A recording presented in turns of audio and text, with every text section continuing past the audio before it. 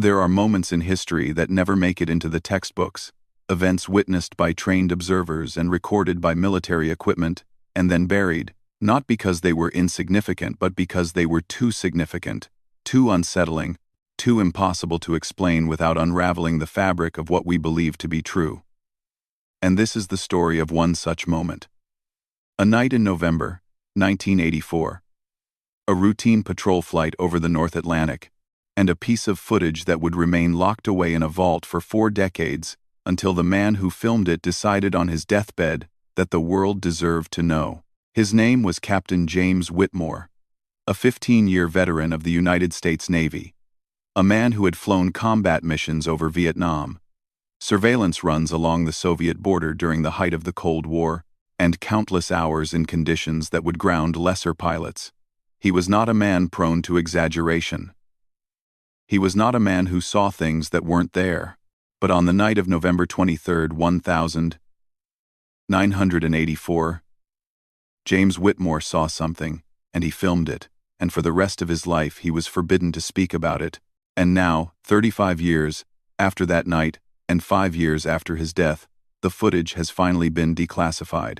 And what you're about to hear is the full story, pieced together from declassified documents, testimony from those who knew him, and the captain's own private journals, which his family released after his passing. Keflavik Air Base, a remote outpost on the southwestern tip of Iceland. During the Cold War, it was one of the most strategically important installations in the NATO alliance. From here, American and Allied forces could monitor Soviet submarine activity, track long-range bombers, and maintain a watchful eye over the Arctic, a frontier where the world's 2 superpowers played a dangerous game of cat and mouse beneath the ice. And on the evening of November 23, 1984, Captain Whitmore was assigned to a routine patrol.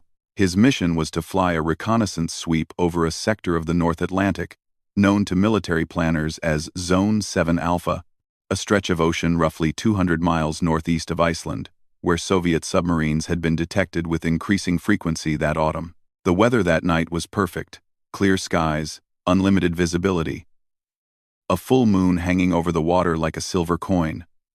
The kind of night where you could see for 100 miles in every direction. Whitmore had flown this route dozens. Whitmore took off at 2100 hours, 9 p.m. local time. His aircraft was a modified P-3 Orion, a 4-engine turboprop surveillance plane, equipped with advanced radar, infrared sensors, and a suite of cameras designed to detect submarines and surface vessels. He was flying solo that night, which was unusual but not unheard of for milk runs like this. The cabin was quiet except for the steady thrum of the engines and the occasional crackle of radio chatter. He climbed to 35,000 feet and set his course northeast, the lights of Reykjavik fading behind him until there was nothing but darkness below and stars above and the gentle green glow of his instruments. For the first 2 hours, everything was exactly as it should be. Whitmore made his scheduled check-ins with Keflavik Control, reported his position, his altitude, his fuel status, everything nominal. He scanned his radar screen periodically, looking for blips that might indicate Soviet vessels or aircraft, but the screen was empty, just the slow sweep of the radar beam, painting an endless expanse of nothing. And then, at 23:47, 11:47 p.m., something appeared on his radar, a single contact, bearing 045 degrees, distance approximately 15 nautical miles, altitude roughly matching his own. At first, Whitmore assumed it was another aircraft, perhaps a commercial airliner on a transatlantic route, or maybe another NATO patrol. He tried to raise the contact on the radio, using standard international frequencies, but there was no response. He checked his IFF system, the identification friend or foe transponder that would tell him if the contact was friendly, but the system returned nothing, no signal, no identification, just a blank. And that's when he noticed something odd about the radar return. The contact wasn't moving like a normal aircraft. It was stationary, hovering at 35,000 feet, which should have been impossible for any aircraft he knew of. Helicopters couldn't reach that altitude, and fixed-wing aircraft couldn't hover, but there it was on his screen, a solid contact, unmoving, waiting. Whitmore felt the first flutter of unease in his chest, that instinctive response that every pilot learns to trust. The voice that tells you when something isn't right. He radioed Keflavik Control and reported the contact, asked if they had any traffic in his vicinity, and the response came back negative. Their radar showed nothing, just Whitmore's aircraft alone in the night sky. But Whitmore could see it on his own screen, clear as day, 15 miles ahead and slightly to the right. And so he made a decision. He would investigate. He adjusted his heading, turned toward the contact, and began a slow approach, keeping his eyes on the radar, watching as the distance closed. 14 miles, 13, 12, and then at 10 miles, the contact began to move. It wasn't a gradual acceleration. It was instantaneous. One moment it was stationary, and the next it was traveling at a speed that made Whitmore's blood run cold. His radar showed the contact moving at over 7,000 miles per hour, streaking across his screen from right to left, covering impossible distances in seconds. And then it stopped again, just as suddenly as it had started, now positioned directly ahead of him, at a distance of 5 miles. And Whitmore realized, with a sinking feeling, that whatever this thing was, it wasn't following the laws of physics as he understood them. No aircraft could accelerate like that, no human pilot could survive those G-forces, and yet there it was, waiting for him again. He reached for the camera controls. The P-3 Orion was equipped with a forward-facing camera mounted in the nose, designed for photographing surface vessels, but capable of recording anything in the aircraft's path. Whitmore activated the camera and adjusted the lens, pointing it toward the coordinates where the contact should be. And then he saw it with his own eyes. Not just on radar, but visually. And what he saw would haunt him for the rest of his life. It was a light, but not like any light he had ever seen. It wasn't the steady glow of an aircraft's navigation lights, or the blinking strobes of a commercial jet. It was a pulsating luminescence that seemed to shift through colors. Blue to white to something that wasn't quite either. Almost ultraviolet.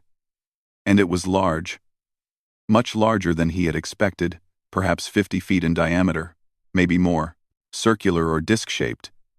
He couldn't tell exactly because it seemed to shimmer and distort the air around it, like heat waves rising from hot pavement, except this was at 35,000 feet, where the air temperature was 40 degrees below zero. Whitmore's hands were shaking now. He could feel his heart pounding in his chest, every instinct screaming at him to turn around, to get away from this thing. But he was a military officer, trained to observe and report, and so he held his course and kept the camera running. The object was perhaps 2 miles ahead now, close enough that he could make out details. Or at least he thought he could. The problem was that the details kept changing. One moment it seemed solid and metallic. The next it appeared translucent, almost ghostly, and it was moving again, but this time in a way that defied explanation. It was oscillating, shifting position by hundreds of feet in an instant, left, then right, then up, then down, not flying but somehow teleporting from one point to another, without passing through the space between. He radioed Keflavik again, his voice tight with tension, told them he had visual contact with an unidentified object, described what he was seeing, asked again if they had any radar returns, and again they told him negative. They saw nothing, and the frustration in the controller's voice was evident. They thought he was confused or experiencing equipment malfunction. But Whitmore knew what he was seeing was real. The camera was recording it. The evidence would speak for itself. And then the object did something that pushed him past unease into genuine fear. It turned toward him. There was no gradual banking or turning maneuver. It simply reoriented itself instantaneously. And now instead of seeing it from the side, he was looking at it head-on, and he could see what appeared to be a structure, geometric patterns of light that pulsed in sequence, almost like they were communicating something, and the object began to approach, slowly at first, closing the distance between them at a measured pace, 1 mile, half a mile, and Whitmore made the decision that probably saved his life. He pushed the yoke forward and dove. The P-3 Orion dropped like a stone, descending from 35,000 feet at a rate that made the airframe groan and the altitude alarm scream. Whitmore's vision tunneled, the G-forces pressing him back into his seat, but he kept the descent going, leveling out at 15,000 feet, pulling back on the yoke with both hands, feeling the aircraft shudder as it fought to recover from the dive, and when he looked up through the canopy, he saw the object above him. Still there, matching his new altitude, and it was closer now, perhaps a quarter-mile away, and in the moonlight, he could see it clearly. It was a disk, perfectly circular, with a raised dome in the center, and what looked like panels or windows around the perimeter, and it was absolutely silent. That was perhaps the most unnerving thing of all. At this distance, he should have heard something. Engines, propellers, the roar of jet exhaust. But there was nothing, just the sound of his own aircraft's engines and his own ragged breathing, and then the object emitted a burst of light. A brilliant flash that lit up the interior of his cockpit like a lightning strike, and every electrical system in his aircraft went dead. The radar screens went black. The radio cut to static, even the cockpit lights flickered and dimmed, and Whitmore was flying in the dark. 35,000 feet over the North Atlantic, with no instruments and no communication. And above him the object pulsed again. Once. Twice. 3 times, and then it simply vanished. Not flew away, not accelerated into the distance. It vanished. One moment it was there, and the next it wasn't, and Whitmore was alone in the night sky, his aircraft systems slowly coming back online one by one, the radar screen flickering to life, the radio crackling with the frantic voice of Keflavik Control asking for his status, demanding to know what happened, why he had dropped off their radar, why he had broken radio contact. And Whitmore didn't know how to answer. He didn't know how to explain what he had just experienced because he barely understood it himself. He flew back to Keflavik in silence, running through the events in his mind, trying to make sense of them, trying to find a rational explanation. But there wasn't one. He had seen something that shouldn't exist, something that violated every principle of aerodynamics and physics that he had learned in his years of training. And he had it on film. The camera had recorded everything. And that footage would be his vindication, proof that he wasn't crazy, that what he experienced was real. He landed at 0130 hours, 1:30 a.m. The base was quiet. Most personnel were asleep. But as he taxied to his parking spot, he saw a group of men waiting for him, not the usual ground crew but officers, senior officers, and men in civilian clothes with security badges, and Whitmore knew immediately that something was wrong. He shut down the engines and climbed out of the aircraft, and before he could say a word, he was escorted away from the flight line, not to the debriefing room but to a secure facility on the other side of the base, a building he had never been inside before. And there he was questioned for 6 hours straight. They wanted to know everything, every detail of the encounter, what he saw, what the radar showed, what the camera recorded. And Whitmore told them. He held nothing back. He described the object, its movements, the way it had disabled his aircraft systems, and the men listened in silence, taking notes, exchanging glances, and when he finished they told him to wait, and he sat alone in that room for another 2 hours. And when they came back, they had the footage. They had removed it from the aircraft's camera system, and they played it for him on a small monitor, and there it was, everything he had seen, the pulsating light, the disc-shaped craft, the burst of energy that had knocked out his systems, all of it recorded in grainy black and white, undeniable evidence. And then they told him that the footage was being classified, that his report was being classified, that everything about this incident was now considered a matter of national security, and he was to sign a non-disclosure agreement, an NDA that legally bound him to silence for the rest of his life. And if he violated that agreement, he would face court-martial, imprisonment, charges of treason. And Whitmore sat there looking at these men, these stone-faced officers and intelligence agents, and he realized that they weren't surprised, they weren't shocked or confused. They were concerned, yes, but not surprised. And that told him everything he needed to know. This wasn't the first time something like this had happened. They had protocols for this. Procedures. They knew what to do.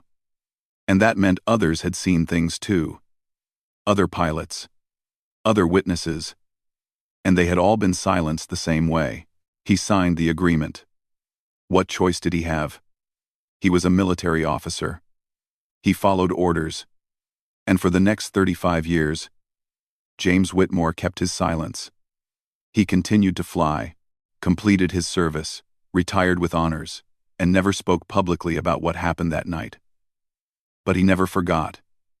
And according to his family, he never stopped thinking about it. He kept a private journal, entries written in a personal shorthand that only he could read, documenting his thoughts, his frustrations, his anger at being forced to hide the truth, and in those journals he wrote about the other incidents he heard about over the years, whispered conversations with other pilots who had seen things, rumors of encounters that were covered up, a pattern of denial and suppression that stretched back decades. In 2017, Whitmore was diagnosed with terminal cancer, given 6 months to live. And it was then that he made his decision. He contacted a lawyer, drew up his will, and made arrangements for his journals and certain documents to be released after his death. And he wrote a letter to be published posthumously, a letter in which he stated clearly and without equivocation that the encounter he experienced in 1984 was real, that the footage existed, and that the American people deserve to know that we are not alone. That there are intelligences in our skies that possess technology far beyond our understanding, and that the government has known about this for decades and chosen to keep it secret.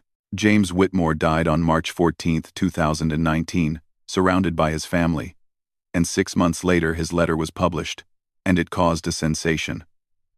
Journalists investigated, FOIA requests were filed, pressure mounted, and in 2023, 4 years after his death and 39 years after the incident, the footage was finally declassified, released to the public under the Freedom of Information Act.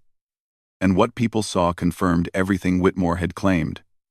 The disc-shaped object, the impossible movements, the electromagnetic effects, all of it there on film, grainy and brief but undeniable.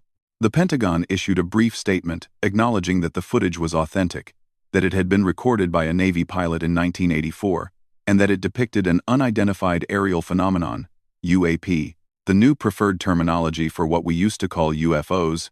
They offered no explanation for what the object was or where it came from, only that it remained unidentified. And that was it. No further comment. No investigation. No answers. Just an acknowledgement that yes, this happened, and no, we don't know what it was. But of course the questions didn't stop there. They multiplied. If this incident was real and was covered up for 40 years, then what else has been covered up? How many other encounters have there been? How many other pilots have been silenced? And why? Why keep it secret? What is the government so afraid of?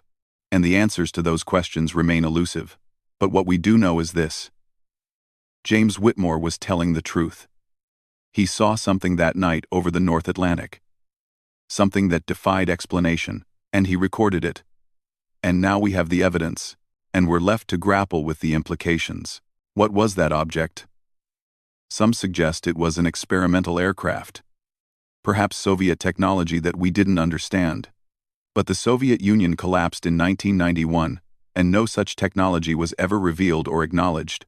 Others suggest it was American, a black project, a secret program testing exotic propulsion systems. But if that were true, why would they risk flying it in NATO-controlled airspace, where it could be spotted by our own pilots, and why would they confiscate the footage and threaten the pilot with treason? No, that doesn't make sense either.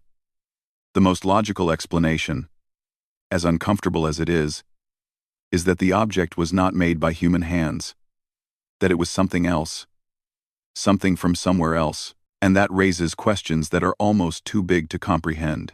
Who are they? Where do they come from? What do they want? And why do they appear to be monitoring our military activities? There have been numerous reports over the years of UAPs appearing near nuclear facilities, near aircraft carriers, near missile silos, always observing, always just out of reach, as if they're studying us, assessing us.